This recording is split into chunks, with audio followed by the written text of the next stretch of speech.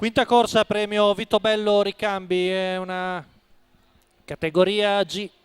Sul miglio 1 Vento degli Ulivi, Luca Farolfi, 2 Rasputin Font, Carmine Piscuoglio, 3 Tiburon, Sandro Miraglia, 4 Rockard, Maurizio Cheli, 5 Sirio Trio, Gianvito D'Ambroso, 6 Peppe della Corta, Gennaro Pacileo, in seconda fila 7 Porsche Font, Francesco Virzi, 8 Per Bibi, Salvatore Valentino, 9 Sherwood B, Antonino Pecoraro. Rapporto di scuderia tra i numeri 2 e 6.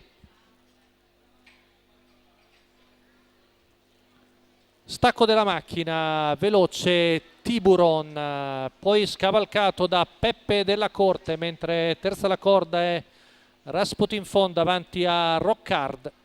Quindi in vantaggio Peppe della Corte con Gennaro Pacileo, che ha colto gran lancio nonostante il numero esterno, arriva al paletto dei 200 in 14,7 davanti a Tiburon, poi in terza posizione Rasputin Font davanti a Rockard, poi vediamo Per Bibi e gli altri con al largo l'avanzata ci sembra di Sirio Trio con Gianvito D'Ambrosi, intanto i 400 vanno via in 29,9.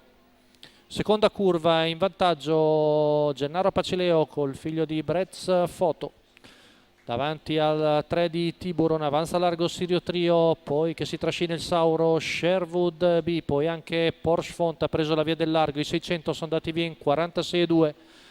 Sempre Peppe la Corte in vantaggio, viene avvicinato da Sirio Trio, altro cavallo che ha corso ieri. 14,8 qui di fronte alle tribune, 1,1 il primo giro, ma si getta di galoppo Sirio Trio sulla curva. E quindi Sherwood B che avanza al largo, Sirio Trio, poi vediamo uscire all'esterno il numero 2 di Rasputin Font.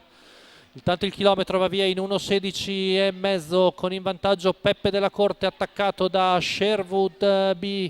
Poi lungo la corda sempre Tiburon, parziale importante sulla retta di là con Sherwood B che mette mezzo cavallo davanti all'avversario, poi ancora Tiburon in terza posizione, al largo Rasputin Font, Sherwood B non ha ancora completato il sorpasso su Peppe della Corte, si avvicina Rasputin Font, ultima curva passata in 15 e mezzo, retta d'arrivo, in vantaggio Sherwood B che prende il largo, Sherwood B viene a vincere con Antonino Pecoraro, al secondo Rasputin Font e al terzo Per Bibi.